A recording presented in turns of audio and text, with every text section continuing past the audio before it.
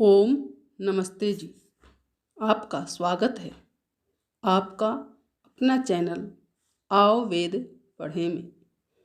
इस चैनल पर केवल आचार्य प्रदीप कुमार शास्त्री जी का ऑनलाइन व ऑफलाइन शास्त्रीय कक्षाओं के वैदिक व्याख्यान उपलब्ध होंगे।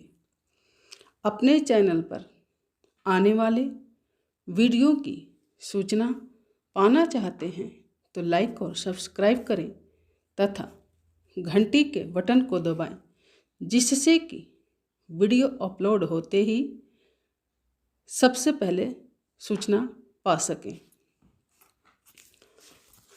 वेद पढ़ें पढ़ाएं, सुने सुनाएं, वेद का संदेश घर घर पहुंचाएं। ऋषि ऋण को चुकाएं, अपना कर्तव्य निभाएं, जीवन सफल बनाएं।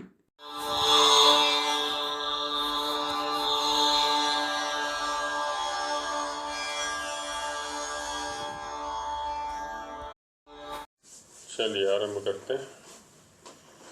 ओम सहनावतु सहनौ भुनक्तु सह वीर्यं करवावहै तेजस्विनावधीतमस्तु मा विद्विषावहै। ओम शांति शांति शांति।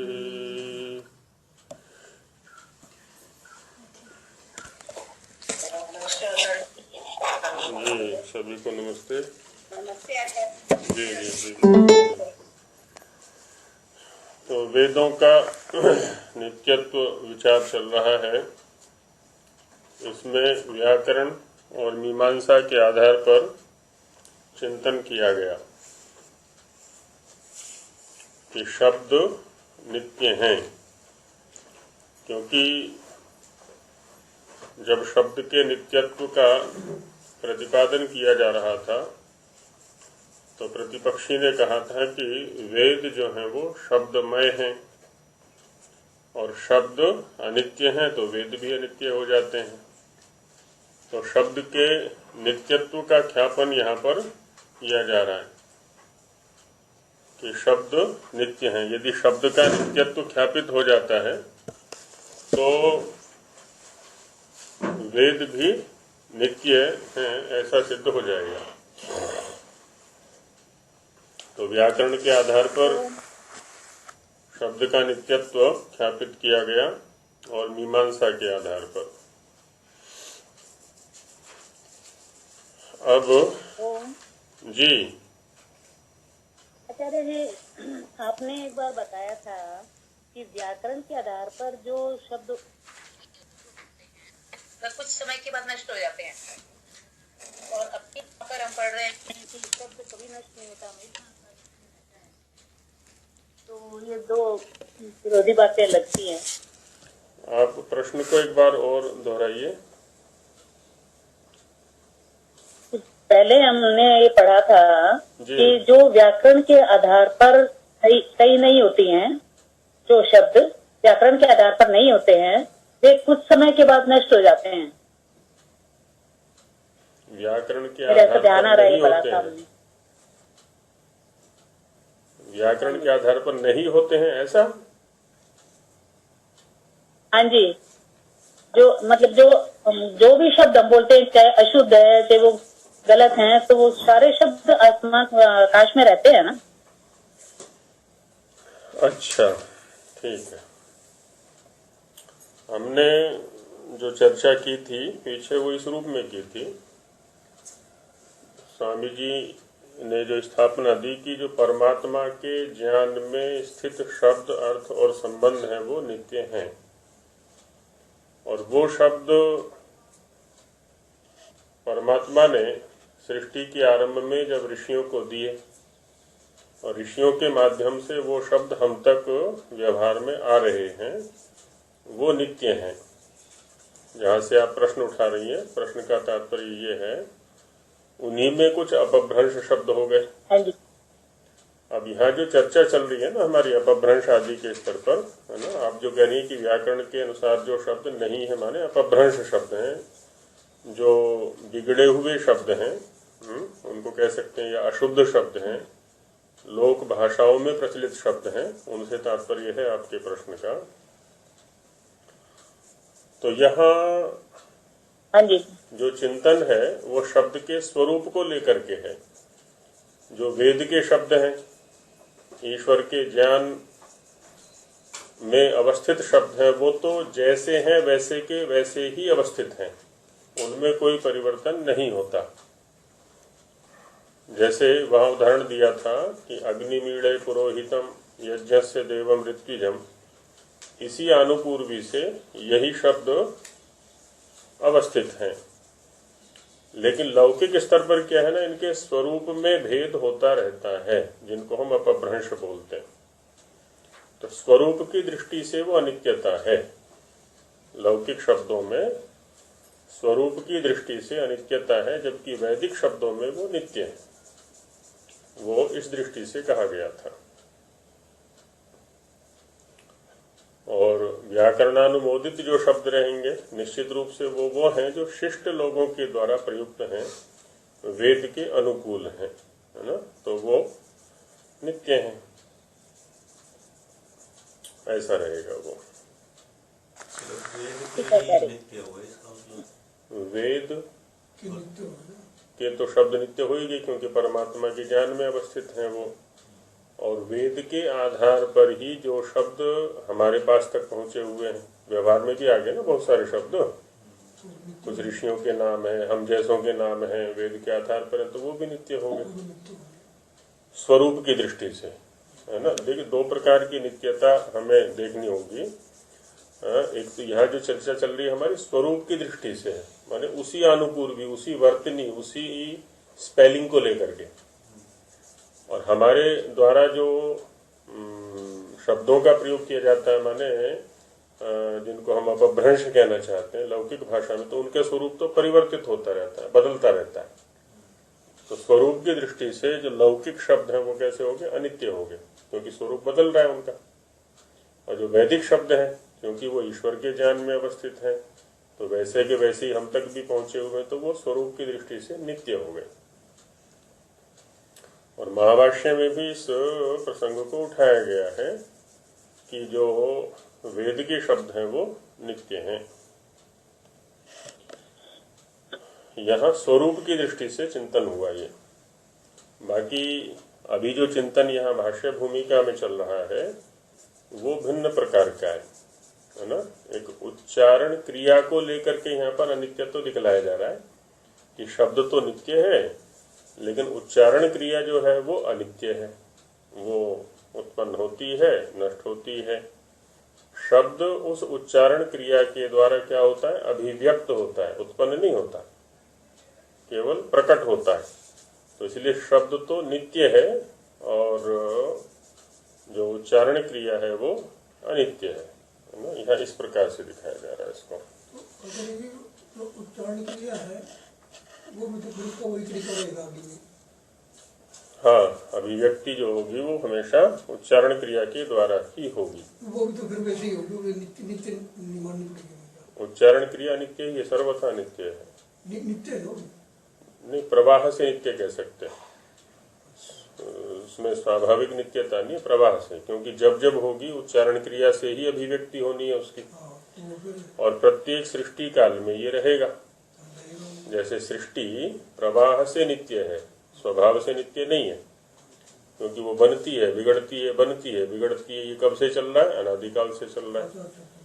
तो वैसे ही शब्द उच्चारण क्रिया के द्वारा, है ना, अभिव्यक्त होगा और तिरोहित होगा, छिप जाएगा, है ना। अभिव्यक्त होगा, छिपेगा, अभिव्यक्त होगा, छिपेगा। ये तो उच्चारण क्रिया को हम प्रवाह से नित्य कह सकते हैं, स्वभाव से नित्य नहीं कह सकते। शब्द को दिखाती रहेगी ये, जब जब उच्चारण क्रिया होगी तब तब शब्द हमारे सामने आ जाएगा। उच्चारण क्रिया नहीं होगी तो शब्द हमारे सामने नहीं आएगा। बस ऐसा रहेगा ना ना ना ना। अच्छा, हमारे सामने समस्या क्या है, हम ध्वनि से आगे नहीं बढ़ पा रहे, क्योंकि हम ध्वनि को ही शब्द समझे बैठे हैं। ध्वनि के आगे भी शब्द है। ठीक वैसे ही जैसे कि किसी व्यक्ति के सामने आत्मा के विषय में चर्चा की जाए और वो आत्मा को शरीर से आगे बढ़कर के ना सोच सके कि जब जब वो शरीर है तब तब आत्मा है, शरीर नहीं है तो आत्मा भी नहीं है, तो होगा क्या कि शरीर के धर्मों का आरोप वो आत्मा में कर रहा है पूरी तरह से। ठीक वैसे ही हम भी उच्चारण क्रिया के धर्मों का आरोप शब्द में करना चाह रहे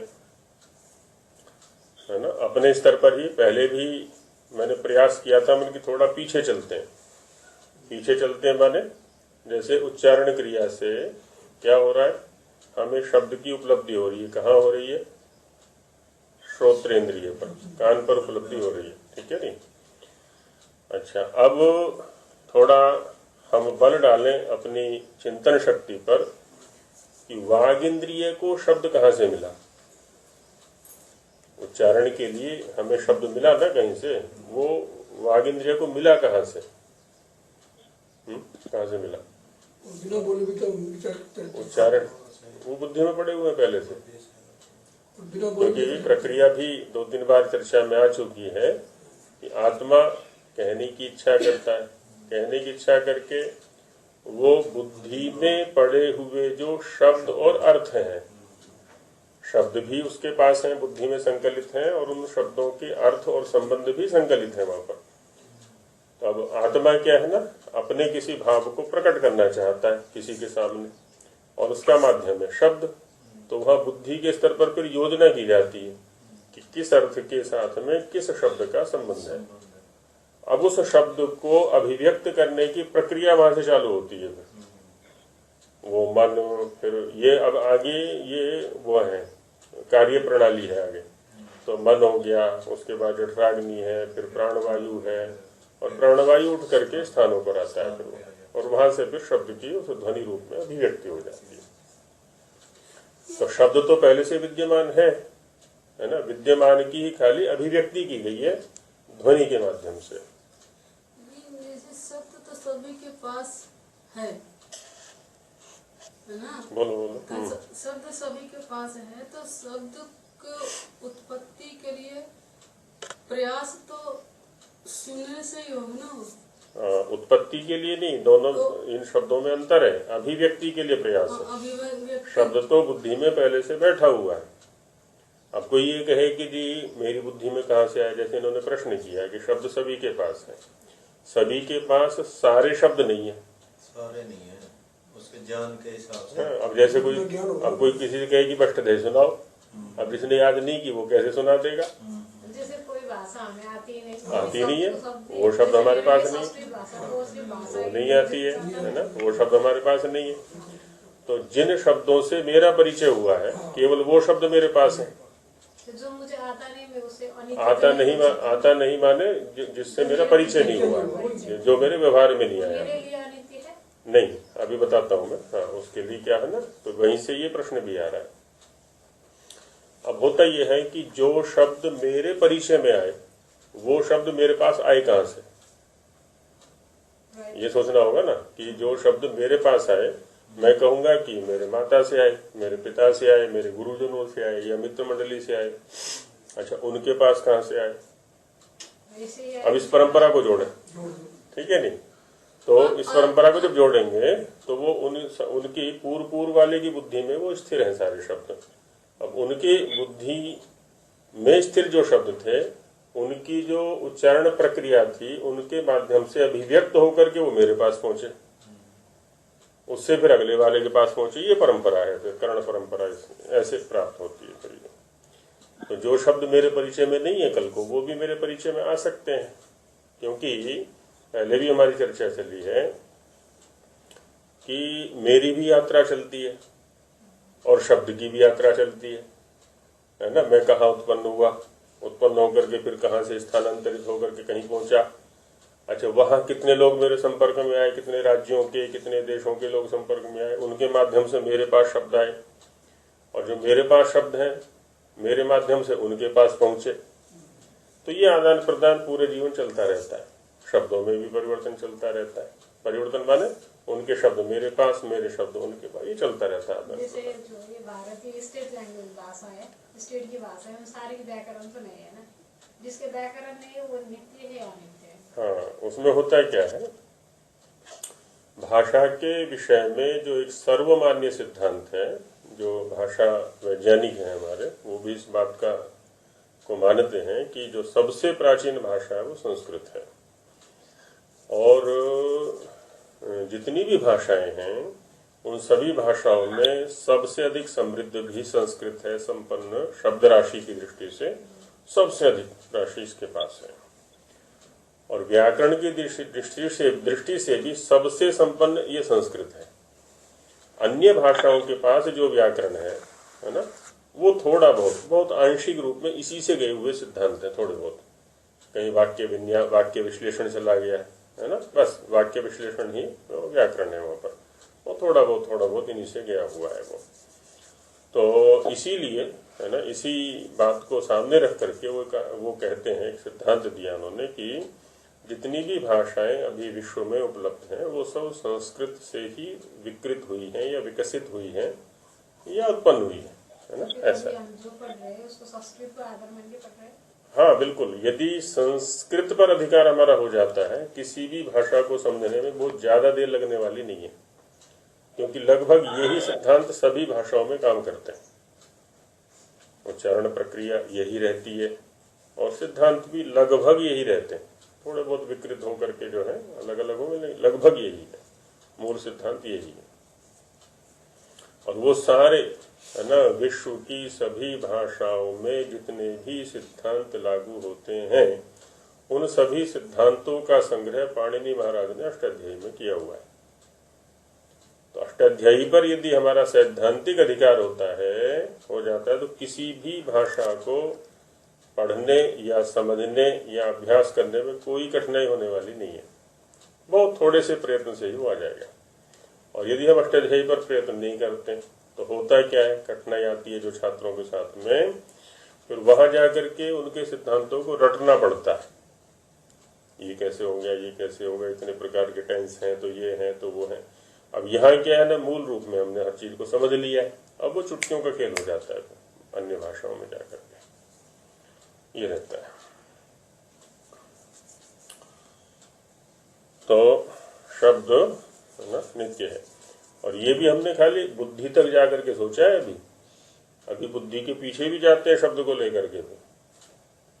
अभी जैसे स्वामी जी महाराज ने यह प्रतिपादन किया कि आकाश एक द्रव्य है ना, दर्शनों के आधार पर ही सारा चिंतन चल रहा है। और द्रव्य उसको कहते हैं जो गुण का आश्रय होता है, जिसमें गुण और क्रिया रहते हैं। आकाश का गुण क्या है, शब्द है। आकाश कैसा है, नित्य द्रव्य है। तो जब द्रव्य नित्य है तो उसके आश्रय में रहने वाला जो शब्द गुण है वो भी नित्य है। आकाश व्यापक है, शब्द भी व्यापक है ना, सदा रहने वाला है, ये भी सदा रहने वाला है। तो ऐसे है ना, दार्शनिक दृष्टि से भी प्रतिपादन किया जाता है।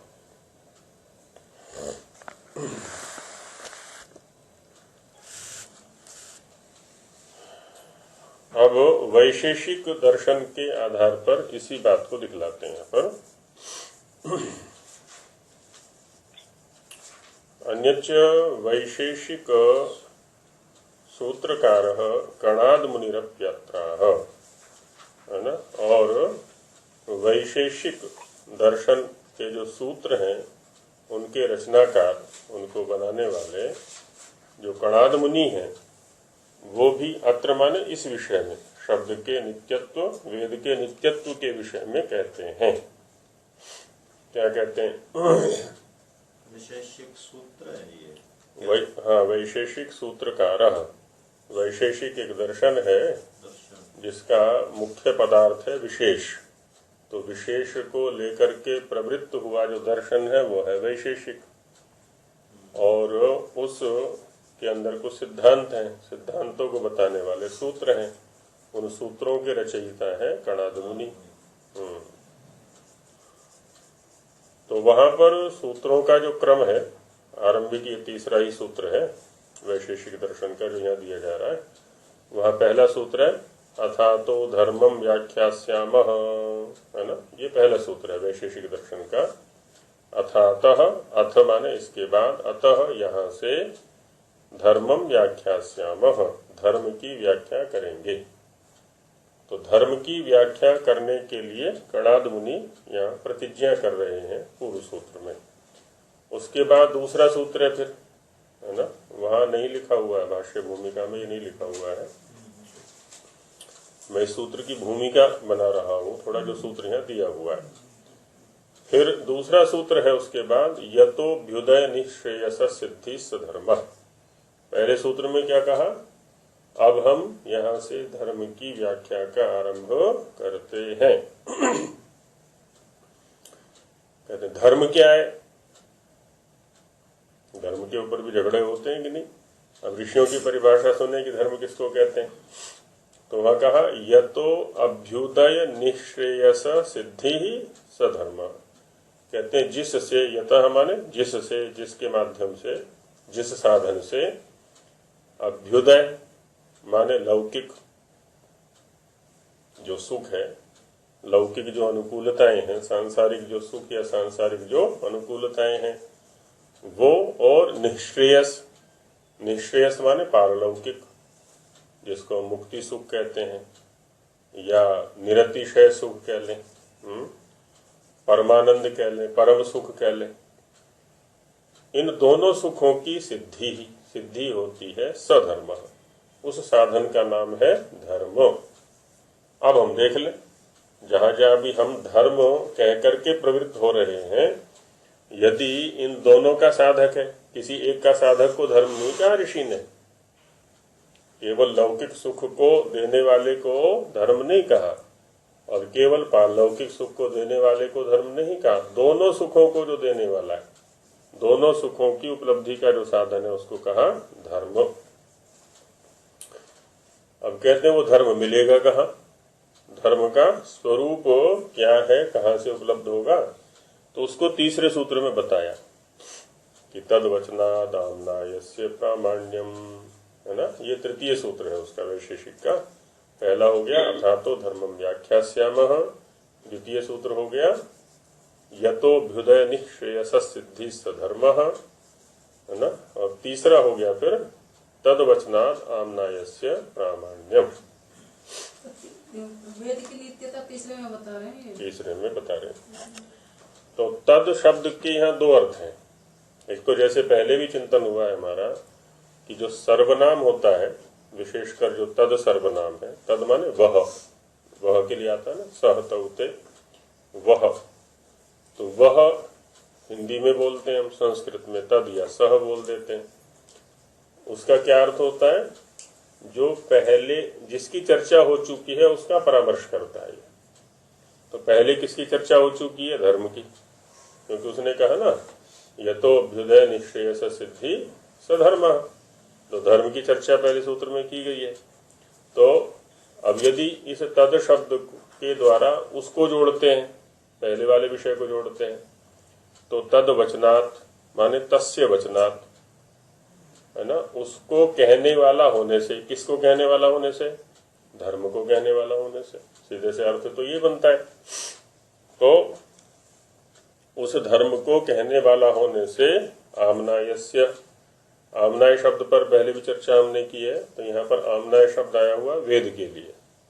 आम्नायस्य माने वेदस्य प्रामाण्यम, है ना, प्रामाण्य है, प्रामाणिकता है। तो यहाँ क्या अर्थ हो गया, उस प्रसंग के अनुसार तत् माने धर्म, है ना, तस्य वचनात् कहने वाला होने से, आम्नायस्य वेद का प्रामाण्यम प्रामाणिकता है।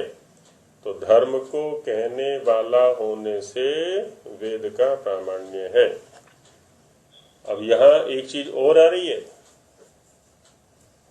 कि जो भी धर्म को कहेगा, धर्म का स्वरूप हमारे सामने रहना चाहिए। धर्म का स्वरूप क्या है, जिससे लौकिक और पारलौकिक दोनों सुखों की सिद्धि होती है, ऐसा जो साधन है वो धर्म है। और इस स्वरूप का प्रतिपादन, धर्म के इस स्वरूप का प्रतिपादन करने वाला जो ग्रंथ है वो है वेद। और यदि इसका प्रतिपादन वो करता है तभी वो प्रामाणिक है, और यदि इसका प्रतिपादन नहीं करता है तो वो प्रामाणिक नहीं है, यह ऋषि के अनुसार। और दूसरा, तत् शब्द परमात्मा के लिए भी आता है ना। इसमें पढ़ते हैं ना, ओम तत्सत श्री ब्रह्मणा तत्सत, यहां भी करते हैं, है ना। और अनेकत्र तत्शब्द का प्रयोग, तत् पीछे सत्यार्थ प्रकाश में भी विचार किया था, ऋग्वेद आदि भाष्य भूमिका में भी जब ईश्वर विषय था। तो तत् माने व्यापक, एक तनु विस्तारे धातु है ना। तनु विस्तारे, जो सर्वत्र विस्तृत है, जो सर्वत्र फैला हुआ है, जो सर्वत्र भरा हुआ है, जो सर्वत्र व्यापक है, उसका नाम हो गया तत्। और सबसे अधिक जो व्यापक है वो है परमेश्वर, है ना। जो सूक्ष्म प्राकृतिक सूक्ष्मतम द्रव्यों में भी जो भरा हुआ है, अनुस्यूत है, अणोरणीयान महतो महीयान, है ना। सूक्ष्म से भी सूक्ष्म है और बड़े से भी बड़ा है, ऐसा कहा हुआ है वेद ने। तो तत् का अर्थ जब हम परमात्मा लेते हैं, है ना, तो तद वचनात्, ईश्वर का वचन होने से, अब ये अर्थ निकल गया इसका, है ना। तत्कार्थ हो गया। पहले तत्कार्थ हमने क्या लिया था? धर्म, क्योंकि प्रसंग से प्राप्त था। और यहां हम तत्कार्थ ले रहे हैं परमेश्वर। तो उस परब्रह्म, उस परमेश्वर का वचन होने से, है ना, उसका उपदेश होने से, वचन माने उपदेश कह लें, कथन कह लें, शब्द कह लें, होने से, आम्नायस्य माने वेदस्य, वेद का प्रामाण्यम, प्रामाणिकता है, क्योंकि वो सर्वप्रथम उपदेष्टा है, उससे पहला उपदेष्टा कोई भी नहीं है। तो उसका वचन होने से वेद का प्रामाण्य है। और परमेश्वर जो है वो नित्य है। नित्य होने के कारण से क्या हो गया? उसका ज्ञान भी नित्य है, उसका उपदेश भी नित्य है, उसके शब्द भी नित्य है ना, सब कुछ नित्य हो गया उसका। तो स्वामी जी महाराज इस सूत्र का अर्थ देते हैं पर कि अस्यायम अर्थ, इस सूत्र का यह अर्थ है कि तदवचनात्, है ना। पहले सूत्र के इस शब्द को लिया, तदवचनात् को। तदवचनात् का क्या अर्थ है? तो कहते हैं स्वामी जी महाराज, तयोर धर्मेश्वरयोर वचनात्। तदवचनात् के अर्थ को खोला। तत् माने तयो हो, उन दोनों का, इन दोनों का, धर्मेश्वरयो हो, धर्म और ईश्वर का, है ना, धर्म और ईश्वर का।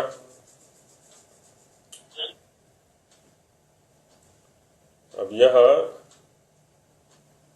धर्म और ईश्वर का, हालांकि दोनों में षष्ठी विभक्ति है, दोनों में षष्ठी विभक्ति है, लेकिन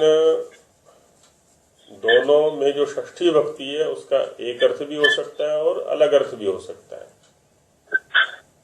ना? दोनों का अलग अलग अर्थ भी हो सकता है। जैसे, है ना, इसको समझने का प्रयास करते हैं।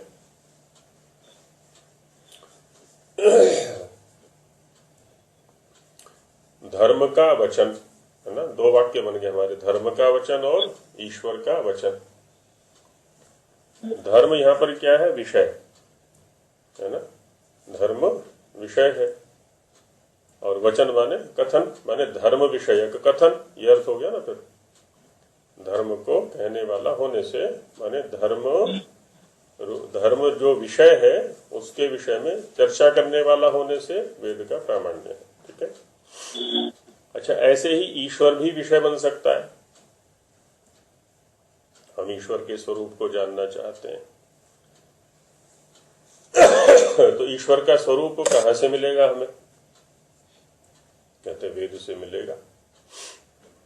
तो जब हम ईश्वर को विषय के रूप में रखते हैं तो धर्म और ईश्वर में जो षष्ठी है वो एक अर्थ में होगी, क्योंकि धर्म भी विषय है और ईश्वर भी विषय है। तो ईश्वर को भी जैसे धर्म को जानना चाहते हैं वैसे ईश्वर को भी जानना चाहते हैं। तो तब अर्थ हो जाएगा इस शब्द, इस वाक्य का कि तयो हो, माने धर्म और ईश्वर रूपी जो विषय हैं उनको कहने वाला होने से।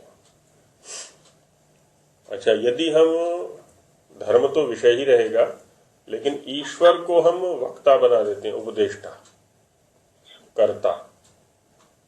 अब ईश्वर विषय से हट गया है, ईश्वर विषय नहीं है, अभी तो कौन हो गया है? वो उपदेशक। तब ईश्वरस्य वचनम, है ना, ईश्वर का वचन। पहले ईश्वर का वचन में ईश्वर क्या था? विषय, कि ईश्वर के विषय में ये बतलाता है। अब यहाँ ईश्वर का वचन अर्थ कौन हो गया? क्या हो गया यहाँ पर? ईश्वर उसका वक्ता है, प्रवक्ता है, कहने वाला है। तो वचन का ईश्वर जो है वो कर्ता हो गया। तो पहले व्याख्यान में कर्म में षष्ठी है और दूसरे व्याख्यान में कर्ता में षष्ठी है। ठीक है, कर्ता में षष्ठी होगी क्योंकि अब कर्ता को कह रही है षष्ठी, और पहले में कर्म को कह रही थी ये षष्ठी, विषय को कह रही थी। ठीक है, तो धर्म और ईश्वर का वचन होने से धर्मस्यैव कर्तव्यतया प्रतिपादनात् ईश्वरेणैव उक्तत्वाच्च। अब देखिए, इस विषय को और खोल दिया स्वामी जी महाराज ने। पहले संक्षिप्त शब्द क्या था? तद्वचनात्। उसका व्याख्यान क्या रहा? तयोर धर्मेश्वरयोर वचनात्। ये तद्वचनात् का व्याख्यान। और इसका भी धर्मेश्वरयोर वचनात् का व्याख्यान आगे कर रहे हैं स्पष्टता के लिए स्वामी जी महाराज कि धर्मस्यैव कर्तव्यतया प्रतिपादनात्।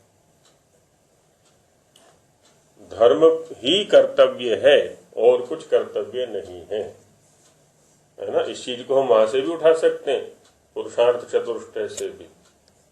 सबसे पहले धर्म को रखा है वहां पर भी, धर्म अर्थ काम मोक्ष, है ना। सबसे पहला जो कर्तव्य है वो है धर्म। अब इसके बाद ही आगे चर्चा चलेगी, आगे हमारी चेष्टाएं चलेंगी, आगे हमारी प्रवृत्तियां चलेंगी। धर्म है तो आगे वाली चेष्टाएं हैं, धर्म नहीं है तो आगे वाली चेष्टाएं, चर्चाएं, प्रवृत्तियां नहीं है।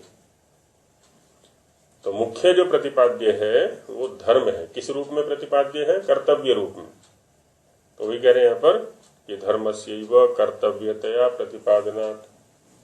और एव शब्द का प्रयोग किया है स्वामी जी महाराज ने यहाँ पर। एव माने ही, धर्म का ही कर्तव्य रूप में प्रतिपादन होने से। अब ईश्वर के साथ जो षष्ठी है उसको देखिए, वहां कर्ता के रूप में लेंगे स्वामी जी। ईश्वरेणैव उक्तत्वाच्च।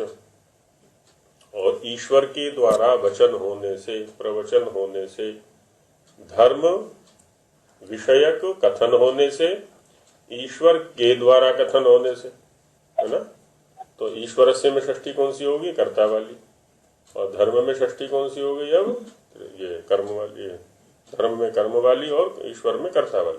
ठीक है, तो ईश्वर का वचन माने ईश्वर का प्रवचन है, ईश्वर के द्वारा उसका वचन कथन किया गया है।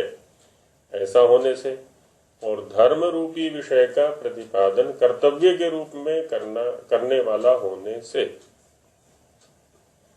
वेद चतुष्टयस्य, आम्नायस्य का अर्थ दिया स्वामी जी ने यहाँ पर। आम्नायस्य माने वेद चतुष्टयस्य, है ना, चार वेद का, चारों वेदों का, या वेद के जो चार विभाग हैं उनका प्रामाण्यम, प्रामाणिकता है। इसको सर्वैर नित्यत्वेन स्वीकार्यम, है ना, इसको सभी लोगों को नित्य रूप में स्वीकार करना चाहिए। ठीक है, अब ये सूत्र स्पष्ट हो गया होगा, है ना। पहले तद्वचनात् शब्द को लिया, तद्वचनात् को खोला, फिर तयोः धर्मेश्वरयोर वचनात् के द्वारा, और फिर आगे इसको खोल दिया आगे।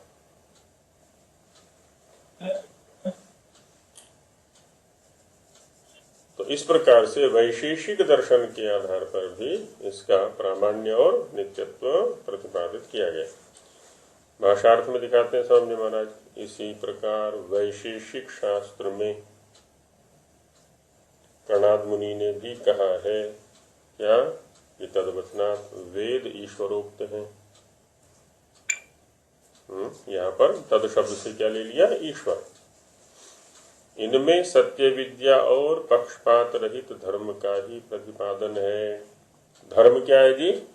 सत्य विद्या और पक्षपात रहित जो कर्म है वो ही धर्म है। क्योंकि जैसे ही पक्षपात आएगा हमारे अंदर, तुरंत हम जो है ना पतन की ओर चलने लगेंगे। और जब तक निष्पक्ष रहेंगे, किसी पक्ष विशेष के साथ आग्रही नहीं होंगे, है ना, तब तक हम सीधे चलते रहेंगे। धर्म का ही प्रतिपादन है। इससे चारों वेद नित्य हैं, है ना। और ये तो हमेशा ही अपेक्षित है हमें, पक्षपात रहित कर्तव्य और सत्य विद्या। ऐसा ही सब मनुष्यों को मानना उचित है। सभी लोग ऐसा ही माने। अच्छा, हम सब की भी प्रवृत्ति माने मानव मात्र की जो प्रवृत्ति है ना, वो सत्य के लिए ही होती है। ये एक अलग बात है, सामर्थ्य न होने या अल्प सामर्थ्य होने के कारण से या अल्पज्ञता होने के कारण से हम असत्य की ओर बढ़ जाते हैं। प्रवृत्ति तो सत्य के लिए होती है। जैसे क्या कोई भी व्यक्ति यदि उसकी चेष्टाओं पर थोड़ा, वृत्तियों पर थोड़ा ध्यान दें, दुखी होने के लिए प्रवृत्त होगा क्या? कभी भी नहीं हो सकता, है ना। एक मानव की तो बात अलग है, प्राणी मात्र भी जो चेष्टा युक्त है, चींटी है, हाथी, कुछ भी ले ले हम, दुखी होने के लिए कोई भी प्रवृत्ति उसकी नहीं होगी, है ना। सारी प्रवृत्तियां सुखी होने के लिए होती हैं। अब उसको ज्ञान नहीं है बेचारे को कि इस प्रवृत्ति से उसका परिणाम सुख मिलेगा कि दुख मिलेगा, वो एक अलग बात है। तो जो हम अध्ययन करते हैं वो केवल इसलिए करते हैं कि उस रास्ते का स्पष्टीकरण हमारे सामने हो जाए। ये जो अध्ययन है ना, वेदादि शास्त्रों का अध्ययन हम करते हैं, इसका केवल एकमात्र उपयोग है कि वो रास्ता, वो उपाय, वो मार्ग हमारे सामने स्पष्ट हो जाए, जिससे कि सुख की प्राप्ति होनी है। और सुख हमें दोनों चाहिए। जब तक ये शरीर है, ये शरीर भी सुखी रहे, और ये शरीर जिस काम के लिए मिला है ना, वहां भी हमें सुख मिले, वहां भी आनंद मिले, है ना। दोनों स्तर पर चाहिए हमें। तो वही कहा कि ऐसा ही सब मनुष्यों को मानना उचित है। क्यों? क्योंकि ईश्वर नित्य है, इससे उसकी विद्या भी नित्य है। अब यहाँ पर इस सूत्र के अंदर सीधा सीधा नित्यत्व तो नहीं कहा वेदों का, लेकिन परंपरा से आगे ये परंपरा से हमें प्राप्त हुआ कि ईश्वर नित्य है। जब ईश्वर नित्य है तो ईश्वर का उपदेश भी नित्य है। इस प्रकार से नित्यत्व आया। और एक प्रमाण देते हैं, गौतम मुनि तथा स्वकीय न्याय शास्त्रे गौतम मुनिरप्यत्राह। अत्र माने इस विषय में, वेदों के नित्यत्व प्रामाणिकता के विषय में गौतम मुनि भी अपने न्याय शास्त्र में कहते हैं।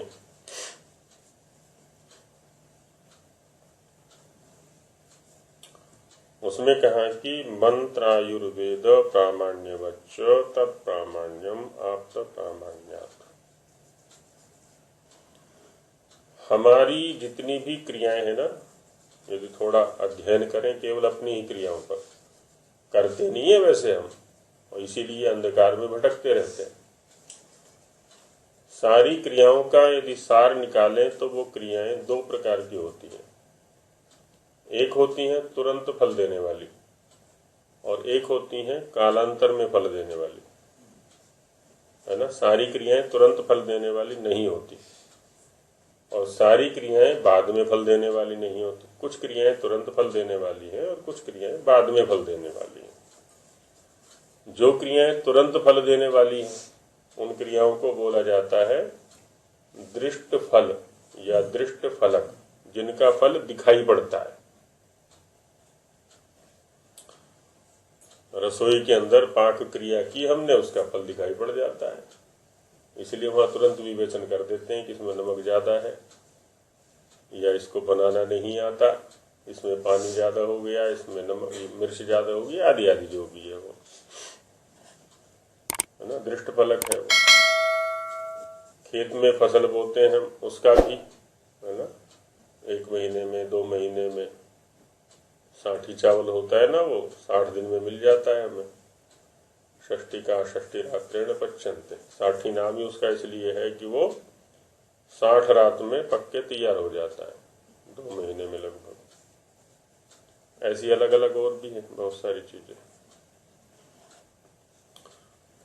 अच्छा, कुछ अदृष्ट फलक हैं, जैसे अभी हमने भोजन किया, भोजन से जो धातु निर्माण की प्रक्रिया है वो लंबी चलेगी, महीने में कि 40 दिन में, जो भी अलग अलग उसके चर्चा की हुई है। और मन तक जो प्रभाव पहुंचेगा वो और थोड़ा बाद में पहुंचेगा। माने जो हमारा सूक्ष्म शरीर है वहां तक जो भोजन का प्रभाव पहुंचेगा वो थोड़ा देर से पहुंचेगा। और तो इसलिए क्या करते हैं, क्योंकि अभी साक्षात वो उसका जो प्रभाव है, जो फल है, वो दिखाई नहीं पड़ रहा, तो हम भोजन के स्तर पर प्राय सावधान नहीं रहते हैं, कुछ भी खा लिया करते हैं पेट भरने के लिए। अच्छा, वाणी का प्रभाव है। वाणी के भी 2 प्रभाव है। एक तो हमने किसी के प्रति अभी बोला तो सामने वाले की प्रतिक्रिया मेरी क्रिया के अनुसार हुई। मैंने अच्छा सुभाषित बोला, मधुर बोला, तो उसकी प्रतिक्रिया भी वैसी ही होगी सामने वाले की। और मैंने कठोर वाणी में बोल दिया, कुछ उल्टा सीधा बोल दिया, तो उसकी प्रतिक्रिया भी। ये तो दृष्ट फलक हो गया, उसका फल तुरंत दिखाई पड़ गया।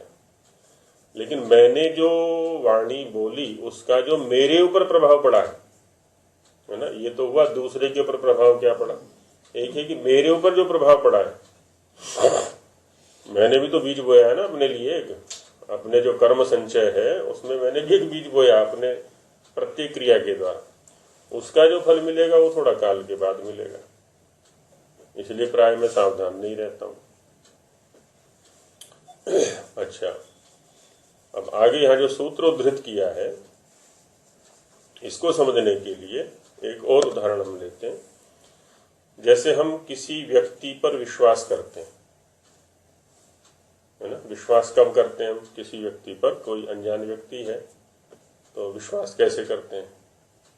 उस विश्वास करने के 2 प्रकार हो सकते हैं हमारे पास। एक तो हमारा जो विश्वस्त व्यक्ति है उसके परिचय में वो व्यक्ति हो अनजान, तो वो हमसे कह देता है कि मैं इस व्यक्ति को जानता हूं, बहुत अच्छा व्यक्ति है। तो हम क्या करते हैं, इसकी वाणी पर विश्वास करके हम उस पर भी विश्वास कर लिया करते हैं। अच्छा, ऐसा क्यों किया? क्योंकि जो हमारे लिए विश्वस्त व्यक्ति है उससे हमारा व्यवहार कई बार हो चुका है, और हमने देखा है कि जब जब व्यवहार किया है ना, तो जो जो इसने कहा है वो किया है ना। वाणी के अनुसार इसकी क्रिया रही है। असत्य भाषण नहीं करता है, चरित्रवान है, आदि आदि जो भी है, तो हमारा उसके ऊपर विश्वास हो गया। इसके आधार पर उस पर भी विश्वास हो गया। अब वहां जिस व्यक्ति पर हमारा विश्वास है, अब उसी को देखते हैं हम, है ना। इसके कारण तो हमने दूसरे पर विश्वास किया। इस पर विश्वास कैसे किया? अब यहाँ 2 चीजें हैं। एक तो ये है कि अब तक के व्यवहार को हमने देखा है, तो इसके कारण से इस पर विश्वास हुआ है हमारा। ये हुआ दृष्ट फलक क्रिया। जो जो क्रियाएं इसने की थी अब तक हमारे जीवन में या हमारे से संबंधित, उनके आधार पर हम इस पर विश्वास कर रहे हैं, किया है हमने। अब होता क्या है, उन्हीं क्रियाओं के आधार पर, उन्हीं दृष्ट फल वाली क्रियाओं के आधार पर हम अदृष्ट फल वाली क्रियाओं पर भी इसके कारण से विश्वास कर लेते हैं। अब जो नए व्यक्ति पर विश्वास किया है हमने, है ना, हमें तो बिल्कुल भी परिचय नहीं है उससे, लेकिन क्योंकि ये कह रहा है, कौन कह रहा है? जिसकी क्रियाओं को मैंने देखा है, तो इसके वचन पर मैंने विश्वास किया करके फिर उस नए व्यक्ति पर भी विश्वास कर लिया है, क्योंकि मुझे ये पता है ये व्यक्ति असत्य नहीं बोलता। इसी प्रकार से ऋषियों के जो उपदेश हैं, वेदों के जो उपदेश हैं, वो भी 2 प्रकार के हैं। एक दृष्ट फल वाले हैं और एक अदृष्ट फल वाले हैं। उसमें से हमने ये देखा है कि एक व्यक्ति बड़ा अशांत है, और हमने एक मंत्र को लेकर के उसके साथ में चर्चा आरंभ की, और चर्चा करते करते हमने देखा कि उसका अशांति गायब हो गई, उसको मानसिक शांति की प्राप्ति हो गई तुरंत। ये किसका प्रभाव रहा? मंत्र का प्रभाव रहा। मंत्र के माध्यम से, मंत्र माने जो वैदिक वचन है, उसके माध्यम से हमने उसके साथ चर्चा की और उसकी जो अशांति थी वो गायब हो गई। तो ये मंत्र की दृष्ट फलक क्रिया हो गई, परिणाम हमने तुरंत देख लिया। 1 घंटा चर्चा की उससे और उसको शांति हो गई। तो ये तो वेद के मंत्र का आशय लेकर के हमने देखा। दूसरा क्या है? एक ग्रंथ है, एक विषय है, एक शास्त्र है आयुर्वेद। आयुर्वेद भी क्या है ना, वेद का ही अंग है, उपांग के रूप में कहा जाता है उसको। अथर्ववेद में तो बहुत सारी चर्चा है, औषधियों की भी, रोगों की भी, शरीर के अंगों की भी, भरा पड़ा है अथर्ववेद तो। इसलिए अथर्ववेद के उपवेद के रूप में ही आयुर्वेद अपनी घोषणा करता है कि हम अथर्ववेद के ही उपवेद हैं। अथर्ववेद में क्या हुआ कि औषधि, हमें कोई रोग हुआ शारीरिक अथवा मानसिक, और जैसा आयुर्वेद में लिखा हुआ है उसके अनुसार हमने औषधि सेवन किया और हमें लाभ हो गया। ये अथर्ववेद किसके आधार पर है जी? वेद के आधार पर। और हमने इसके वचनों का, इसके शब्दों की सफलता को देखा है कि जब जब इसके आधार पर मैंने अपनी दिनचर्या को किया है, अपना आहार विहार किया है, तो मैं स्वस्थ रहा हूं। इसके विपरीत चला हूं तो अस्वस्थ हो जाता हूं। तो इसलिए क्या होता है कि जैसा जैसा ये कहता है वैसा वैसा मुझे आहार विहार रखना चाहिए, दिनचर्या को रखना चाहिए। अब यही वेद, कौन सा वेद? जिसके वचनों के आधार पर मैंने अपने स्वास्थ्य को सुधारा है। मुझे नहीं पता था कैसे स्वस्थ रहना है, मुझे नहीं पता था क्या क्या आहार विहार लेना है, किस ऋतु में कैसी चर्या करनी है, मुझे नहीं पता कुछ भी। जैसा इसने कहा वैसा मैंने किया और मैं स्वस्थ हूं। अच्छा, वही वेद ये कहता है कि ईश्वर की उपासना करो। वही वेद कहता है यम नियम आदि अष्टांग योग की जो है चर्या करो तो क्या होगा? मुक्ति सुख की प्राप्ति होगी। मुक्ति को मैंने तो नहीं देखा, किसी अन्य ने भी नहीं देखा है ना, वो विषय ही ऐसा है। अच्छा, एक है किसी पर विश्वास भी कैसे करें? कोई व्यक्ति ये कहे कि मैं तो मुक्त हो गया हूं, मैंने तो ईश्वर का साक्षात्कार कर लिया है, मैंने तो आत्मदर्शन कर लिया है। कोई व्यक्ति यदि कहे मेरे सामने, अब मैं कैसे जानूं? क्योंकि मेरी तो योग्यता नहीं है। मेरी योग्यता होगी कभी कभी समाचार पत्रों में घटना आ जाती है कि एक व्यक्ति आया और एक गृहिणी के पास में घर में पहुंचा और उससे बोला कि स्वर्ण आभूषण मुझे कहीं से मिले हैं और बहुत सस्ते में, आजकल सोना जो है 50,000 रुपये तोला हो रहा है, मैं 30,000 रुपये तोले के हिसाब से तुम्हें दे दूंगा। और गृहिणी भी जो है उसकी बातों में आ गई, तो उसने क्या किया कि ठीक है, मेरे पास पैसे रखे हुए हैं, तुम लाओ जल्दी से जो जो आभूषण है, और ले लिए उसने। लेकर के है ना वो पैसे लेकर चला गया। अब बाद में इसने सुवर्णकार से, सुनार से परीक्षण कराया, बोले ये तो पीतल के हैं। अब मेरे अंदर तो परीक्षण की योग्यता नहीं है ना कि सोना क्या है, पीतल क्या है, कैसा किसको कहते हैं, तो मैं कैसे विश्वास करूं? क्योंकि पात्रता नहीं कि इसने आत्मदर्शन किया है कि नहीं, ये मुक्ति सुख को प्राप्त हुआ है कि नहीं, इसने परमात्म दर्शन किया है कि नहीं, मुझे क्या पता। तो वहां पर क्या होता है, इसको कहते हैं शब्द प्रमाण। तो उतने स्तर पर मुझे उसकी बात को मान के चलना होता है। क्यों मानूं मैं इसकी बात को? क्योंकि मैंने ये देखा है कि इसकी दूसरी बातें जो है ना एकदम सफल निकली है। हाँ, तो जब वो बातें ठीक हैं तो ये बात भी ठीक होगी। आखिर हमारा परस्पर व्यवहार भी तो इसी आधार पर चलता है, विश्वास के आधार पर, है ना। अब तक का व्यवहार इसका, इस व्यक्ति का ठीक रहा है तो आगे भी ठीक होगा। तो वही कहने की मंत्र आयुर्वेद प्रामाण्यवच्च, मंत्र और आयुर्वेद के प्रामाण्य के समान ही। वत माने सदृश, तत्प्रामाण्यम उस वेद का प्रामाण्य है, उस वेद की प्रामाणिकता है। कैसे? आप्त प्रामाण्यात, आप्त लोगों की दृष्टि में भी वो प्रमाण रहा है। मेरे लिए जो आप्त पुरुष हैं, आदर्श पुरुष रहे हैं, मेरे ऋषि मुनि रहे हैं, उन सभी ने उसको प्रमाण माना है। जब उन्होंने प्रमाण माना है तो मुझे भी प्रमाण मानना चाहिए। एक तो आप्त शब्द का ये अर्थ होता है ना। आप्त माने जो मेरे लिए आप्त है, ऋषि मुनि आदि हैं, है ना, उनके द्वारा प्रामाण्य होने से। सब कहते हैं वेद पढ़ो, सब कहते हैं वेद पढ़ो। और ऋषि महाराज ने तो ये घोषणा कर दी कि वेद का पढ़ना पढ़ाना और सुनना सुनाना हमारा परम धर्म है। उसने परम धर्म की घोषणा कर दी, परम धर्म को छोड़ बैठे हम। तो जब वो कह रहे हैं तो ठीक ही कह रहे हैं। फिर वो उन्होंने पढ़ा है, उन्होंने उसके अनुसार जिया है, उन्होंने उसके अनुसार साक्षात किया है, तो हमें भी वैसा मानना चाहिए, उस रास्ते पर चलना चाहिए। और दूसरा, आप्त शब्द का अर्थ होता है परमेश्वर, क्योंकि सबसे अधिक जो आप्त है वो तो ईश्वर है, क्योंकि ईश्वर का प्रामाण्य है और ईश्वर का ये वचन है। कौन? वेद। तो इसलिए वेद का प्रामाण्य है।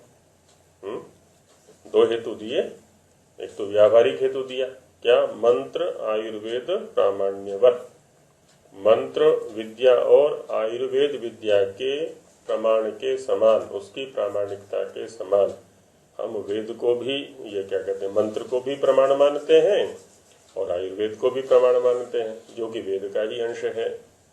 उसी के समान अन्य जो आम्नाय है, आम्नाय वचन है, वेद वचन है, उनका भी प्रामाण्य रहेगा। और दूसरा, आप्त प्रामाण्य, एक हेतु ये भी दे दिया है कि ईश्वर का प्रामाण्य है अथवा ऋषि मुनि आदि लोगों के द्वारा भी इसका प्रामाण्य घोषित किया हुआ है, इसलिए भी है ना। आप्त शब्द का अर्थ हम ऋषि मुनि भी कर सकते हैं और ईश्वर भी कर सकते हैं, उनका प्रामाण्य होने से। जैसे वहां देखा ना हमने, एक व्यक्ति पर मेरा विश्वास है, अब उसने कहा कि नहीं ये मेरा व्यक्ति, ये परिचित है, इस पर आप भरोसा कर सकते हो, तो इसके कहने से मैं उस पर भी विश्वास कर लेता हूं। तो बस ऐसे यहाँ पर भी बात चल रही है। ये ऋषि लोग परंपरा से बहुत अच्छा अच्छा उपदेश देते आए हैं और उनके अनुसार मेरा निर्माण भी हो रहा है। जब ये कह रहे हैं कि भाई इधर भी प्रयास करो, तो मुझे उधर भी प्रयास करना चाहिए, क्योंकि वो भी प्रामाण्य है। इसलिए हमारे जीवन में जितनी भी हम क्रियाएं करते हैं, चेष्टाएं करते हैं, आवश्यक नहीं कि सारी की सारी बुद्धि पर तोलकर ही करते हो, कि भाई बुद्धि मानेगी तो ही करूंगा, बुद्धि नहीं मानेगी तो नहीं करूंगा। नहीं करते हम बहुत सारी क्रियाएं, है ना। हमने माने किसी व्यक्ति ने अपने बेटे को वहां पढ़ाने के लिए भेज दिया किसी कॉलेज में। क्यों भेजा? क्योंकि पड़ोसी का बेटा वहां पढ़ रहा है, बस उसको भी बुद्धि पे थोड़ी तोला है, वो उसका पढ़ रहा है तो मेरा भी पढ़ रहा है वहां पर।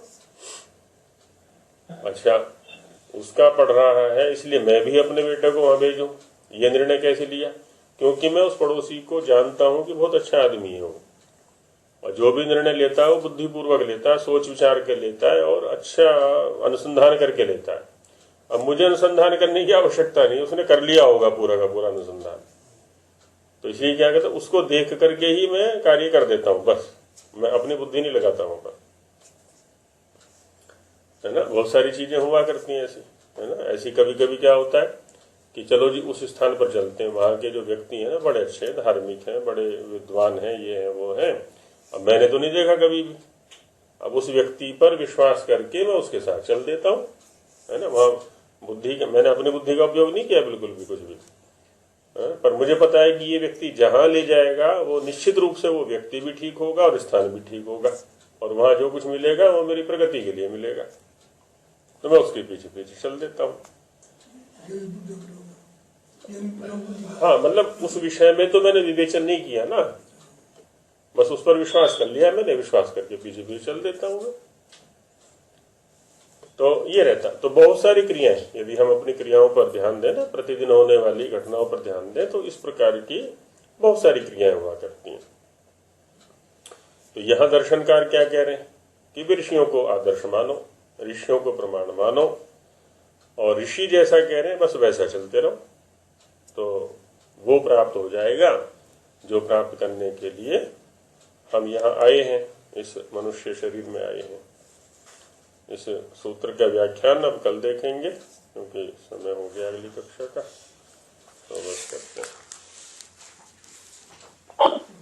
ओम सहना भवतु, सहनौ भुनक्तु,